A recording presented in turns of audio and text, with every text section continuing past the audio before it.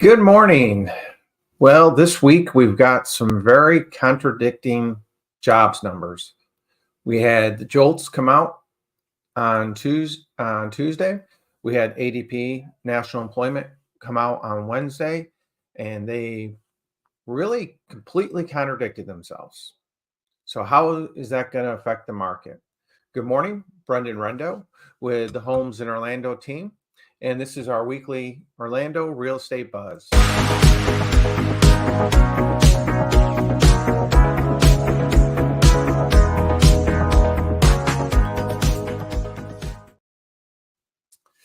So ADP came out and they really missed expectations. They came in at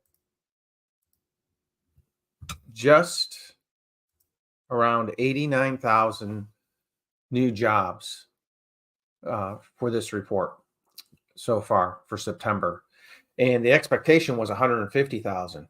So that's a pretty big miss. We're talking right around 35, 40% miss off the numbers. But the day before in the JOLTS report, everything looked exciting because they came in, sorry.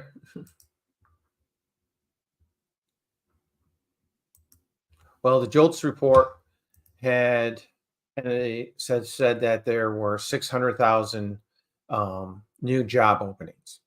So you went with 600,000 new job openings, and then you had ADP missing new employment numbers by nearly 35, 40%. So a little bit of a contradiction in the numbers right there. And it really kind of threw the market, treasury market, all over the place. And as you can see, when the JOLT report came out, we shot up in the 10-year treasury. We actually got up to just around 4.8%.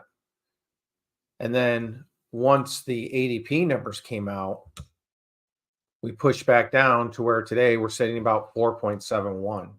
Still, you look at everything over the past week where it sat down at 4.56 beginning of the week, our trend keeps moving up. But I think you don't want to wish for bad news, but the ADP number actually helped us out in the real estate industry by helping to pull back interest rates a little bit, not a whole lot, but a little bit. And it also, I think, gave more credence to a lot of people who said that the Fed are not going to increase rates again in November. Remember, Jerome Powell said that he expects at least one more quarter point increase between now and the end of the year. That only leaves him two meetings to do that in, either November or December. And when we look right now, the odds are that 76% of the people say that they are not going to do the increase in November. And I think a lot will depend on our jobs number that comes out tomorrow, because that's actually the government jobs number, but that tends to not match, but fall in line with ADP numbers. So if we see them miss expectations, come in lower than they have set, then I think we'll see maybe some relief again in the treasury market, because right now we're just not getting any relief there. And if we can do that, and then we look at December, in December we're starting to see the same thing, people saying that we don't think the Fed is going to increase rates. So most people are feeling we've hit our pause. If you look historically, the Fed does take a period of pause. It can be, 3 months, 4 months. Generally, on average, it looks around 6 months that they may hold and let everything kind of work itself through the system. And we're going to have to continue to look at inflation numbers overall And I think that's going to be a big thing as well that determines whether the Fed's going to move or not. Right now, my gut feeling is they're not going to. I think we've seen a big enough slowdown in a number of major industries, especially real estate right now, where we've seen prices flatten out. You are seeing reports that, prices increased 0.3%, which that's nothing extraordinary. It's kind of more that's actually kind of more of a normal market overall. So if we continue to pull that back and you're seeing mortgage loan applications are actually at the lowest level they've been since 1996. So there's very few buyers out there right now. And I think, we're going to see it in the numbers that we show this week for Orlando, that the original list price to final sales price, that percentage is really starting to increase overall. So we have this going on, but the other big news that we've got to continue to watch out for, and we've mentioned this several times over the past year, is the commercial mortgage-backed security industry. The commercial mortgage-backed security industry default rate has actually jumped and spiked to 5.6%. There are a number of commercial property owners who are literally walking away from properties. And historically, when we get this rate, it's generally during a recession.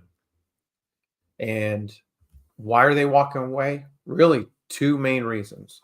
One is the huge vacancy rate.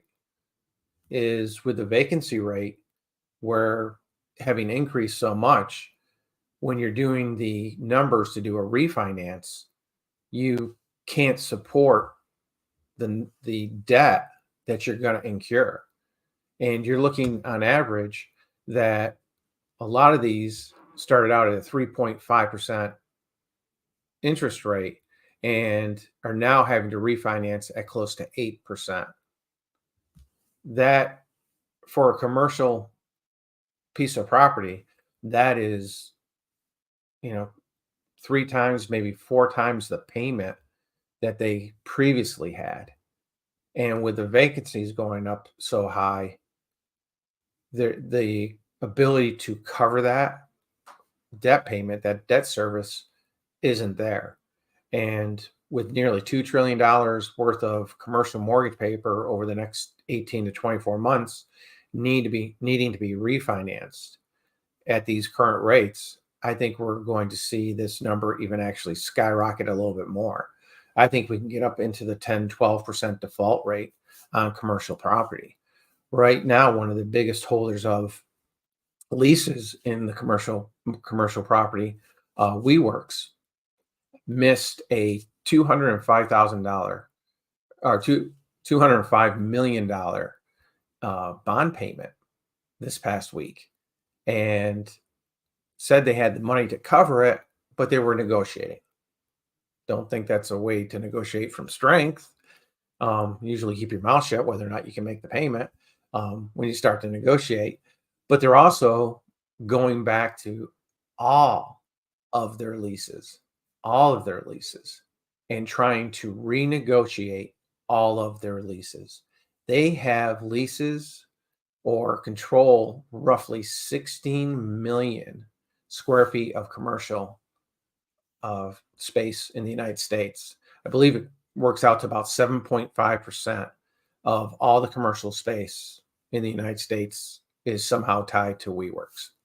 So if WeWorks, and this could happen with their current situation, if they go bankrupt, all of a sudden there's going to be a huge flood of commercial property for sale, which, just like in residential real estate, when the inventory goes up, prices go down. So this could cause a major situation in liquidity as well. If WeWorks walks away and breaks all these leases and goes and files for bankruptcy protection, which some people are projecting that could happen as early as the end of the year. So there's a lot going out there in the real estate industry, and a lot of it has to do because of the push up in interest rates through the Fed transferring into the bond yields. And the only time you really kind of see the Fed pull back is when something breaks. They're always very reactive, not proactive in the way they react to things. This time around, I'm kind of hoping they'll be more proactive. I feel a proactive stance would actually be cutting in December, maybe cutting rates a quarter of a point, loosening things up a little bit. Because remember, it always takes 12 to 18 months for their rate increases to work through the system. So we're just over a year since their first rate hikes, about 15 months. So it's really all starting to hit, and you can see it in several different industries that are out there. So let's hop into our Orlando numbers, and we've really kind of just settled in to, I would call, a very moderate, very slow market for Orlando. We did increase our sales to 442 this week from 359. So we did have a little bit of a jump. Inventory continues to increase. So what you're seeing is, people who have waited to sell have gotten to that point where they're having to sell now. Haven't seen as many as some other areas where people are being forced back into the office and having to sell the properties. This is more of a situation. These ones I'm seeing are more, they may have a transfer. I'm actually dealing with a transfer right now. A young couple who works for Pepsi being transferred to Arkansas. And that's the reason why they're selling. Condos, we saw a slight increase as well, up to 138 from 129. Inventory, again, slight increase. But this is where we saw last week in the over $1 million where someone had just kind of dropped their pants, literally. And, we had an 86% original list to final sales price. Well, coming in this week, you see that our average across all price ranges is at 94.63. So we're seeing that continually pull back. We had been during July and August, we'd been back up to around that 97%. So you're seeing an additional 3% price decrease. So on a $400,000 home, you're looking at roughly an additional $12,000 decrease from the original list price. That's quite a bit. So, because you're looking just over 5%. So on a $400,000 house, that's $20,000 off the original list price. So there's negotiations that can be had out there right now. Average days on market, we're kind of sitting pretty consistent at 42, well over that 30-day mark. And you see here our weekly sales. And really, since July, we've kind of hovered around that 450 mark.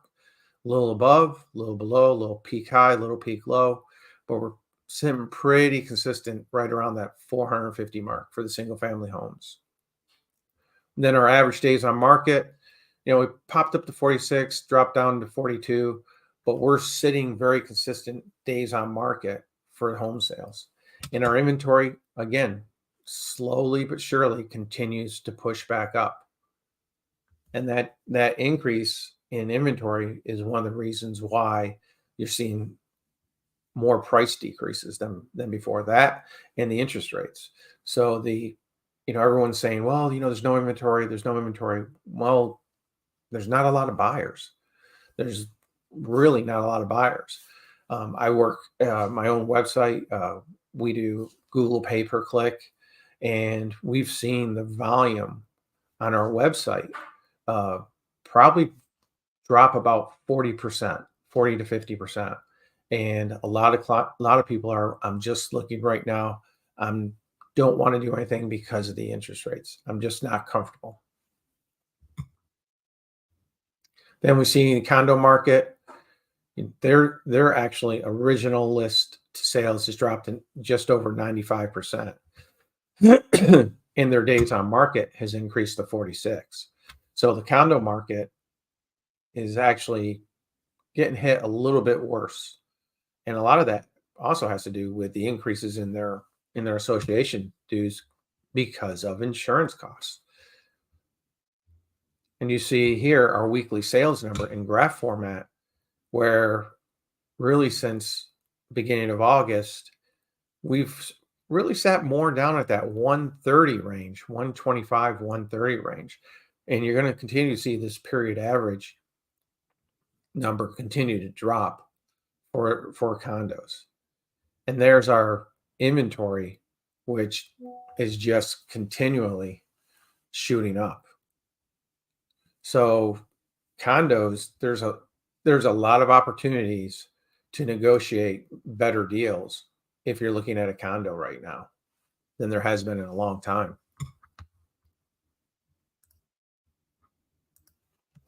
So those are our numbers for the week. Thank you for joining us. Please like and subscribe. Join us every week here at the Orlando Real Estate Buzz, and we'll keep you up to date on everything in the market that will affect us both here and nationally. Take care. Have a great day. Bye-bye.